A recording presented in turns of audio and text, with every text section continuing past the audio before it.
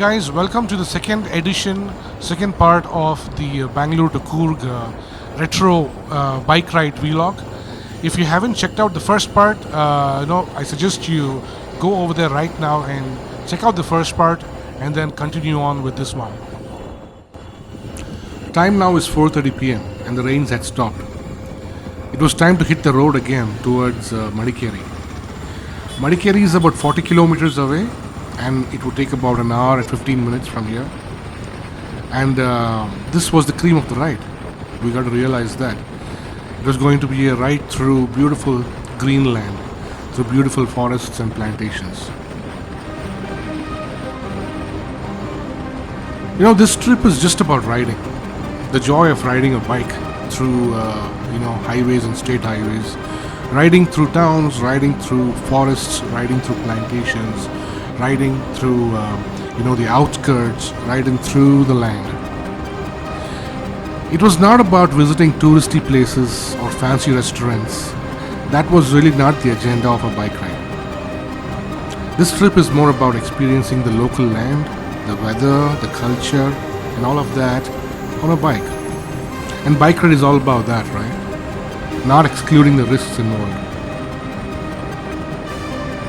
So earlier, after an exhilarating and exciting 15 kilometers ride through forests and plantations, we reached the offbeat little beautiful town of Somwarpet. It was around 1:30 in the afternoon. We chilled out here for some refreshments and lunch. We did chill out here a bit, engaged with the locals, and it was fun. The local the food was good. Bandi fry with rotis was yummy. So was the curd rice, which was nicely sorted with cashews and other crunchies. And this was at a local place. We didn't go to fancy restaurants or, places like that.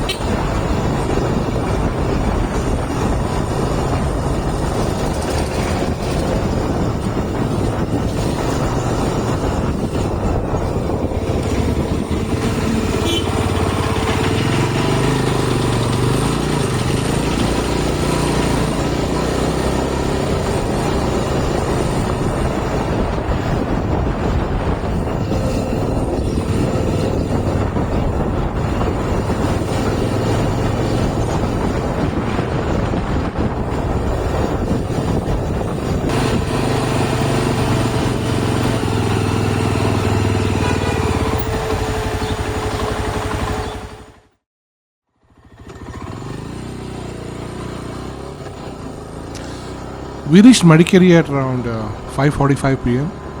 and obviously we checked into a veg restaurant for some refreshments and some coffee. We had some madur vada, masal vada, and tea. It's been a long day, and we've been riding since 6:30 in the morning. By now, the tiredness and the stress of riding was beginning to creep in a little bit. Roshan surprisingly has handled it well. I'm used to this. I've done longer rides, and I'm used to the stress, and I can handle the endurance well. Um, we are the Gen Ys and the millennials. We have not seen this resilience in the late and current age groups. No offense, but there has to be a difference between the generations, right? Given the changes in social, economic, cultural changes, right? Not to forget the major singularity change in the 21st century, the outbreak of the internet age.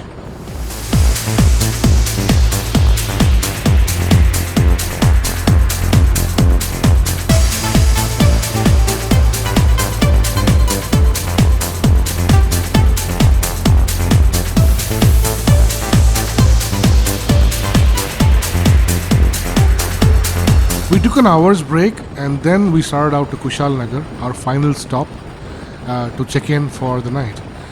Tomorrow we have a long ride home. But something unexpected happened on our way towards home. Nothing serious, but more of a pleasant nature. So stick around, more on that later.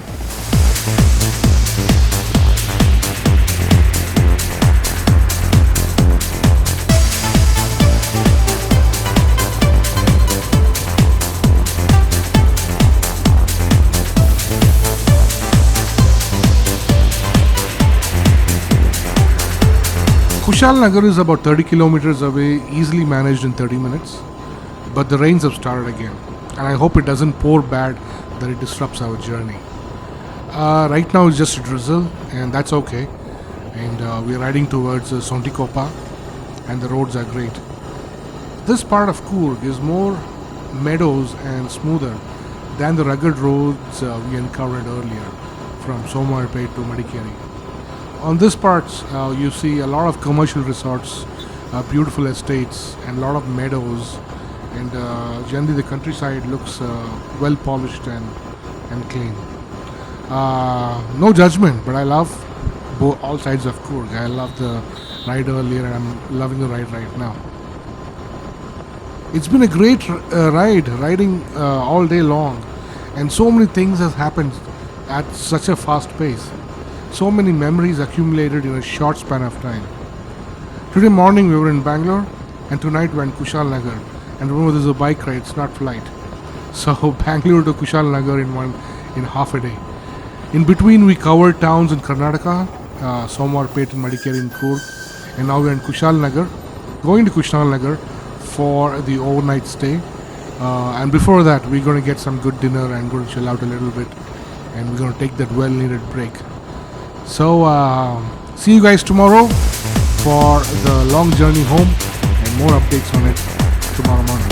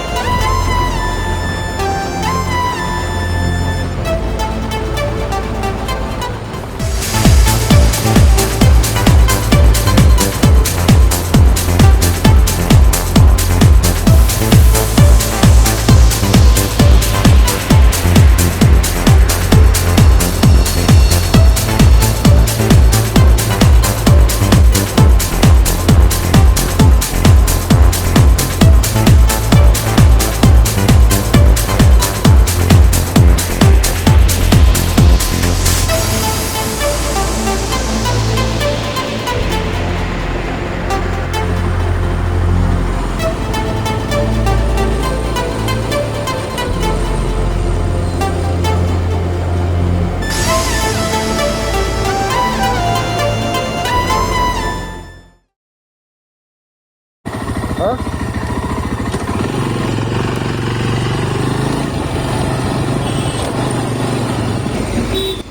Good morning from Kushalnagar. It's Tuesday the 16th and we're just leaving Kushalnagar towards Ramanathapura now. From there, plan is to connect to Channarayapatna via Belawadi and Narasipura. It's a good 2.5 hours ride across 90 kilometers of state highway roads.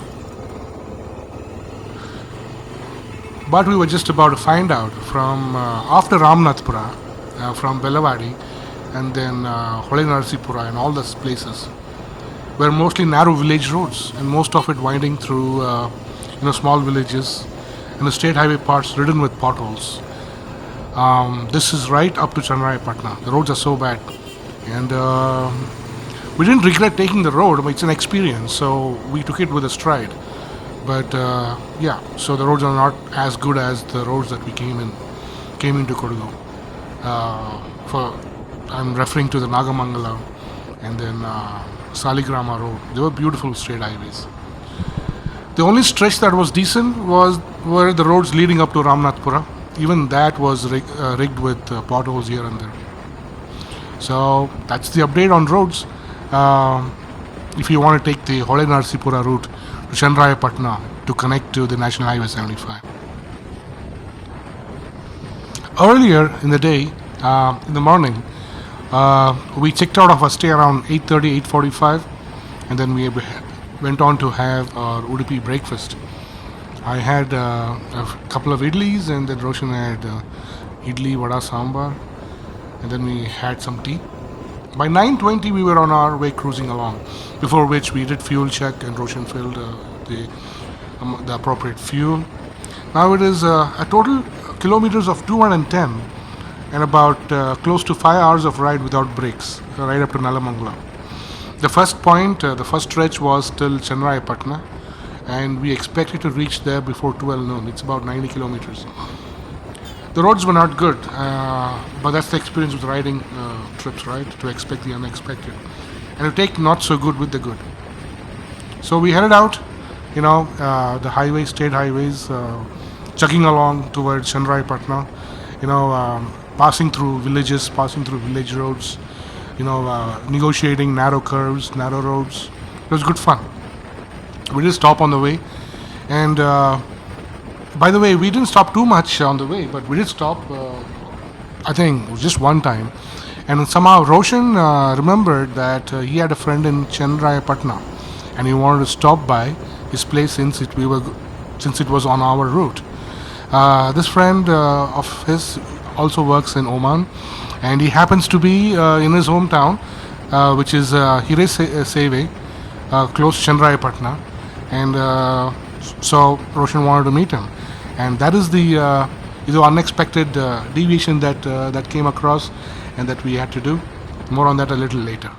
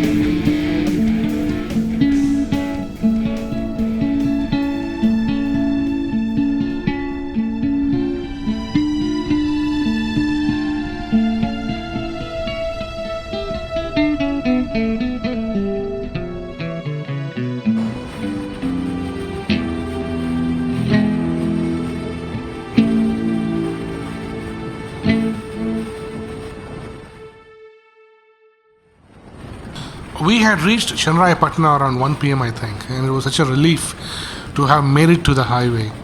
I mean, it was a joy to see the highway.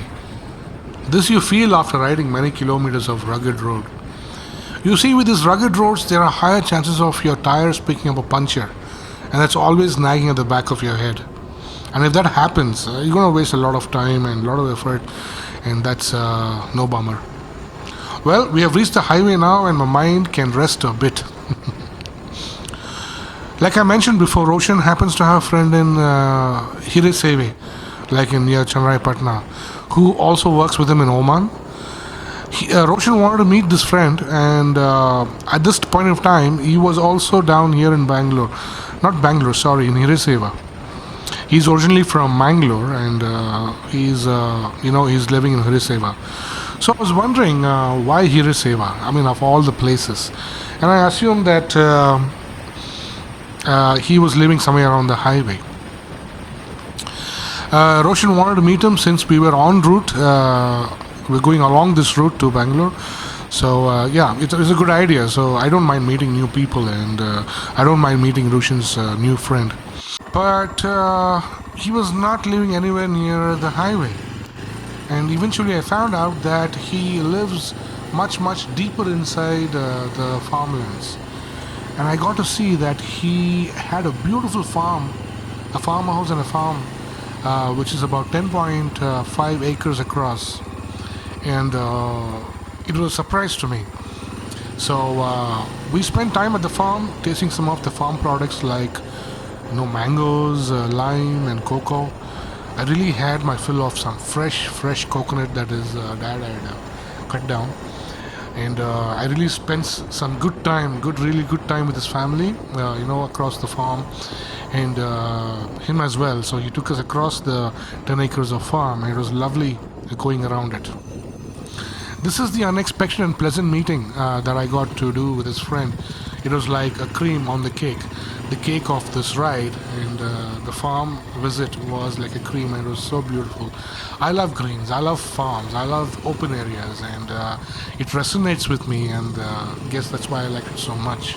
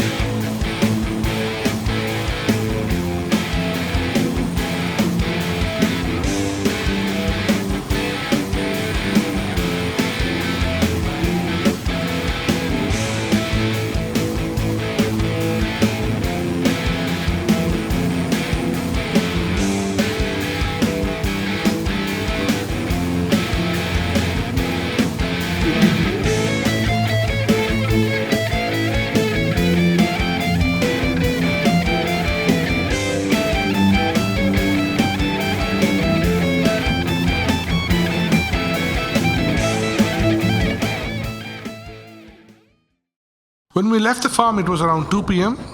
Now it is just another 100 kilometers to Nelamangala, about an hour and a half, and that would be 3:30 by calculation. But we did take 2 breaks en route.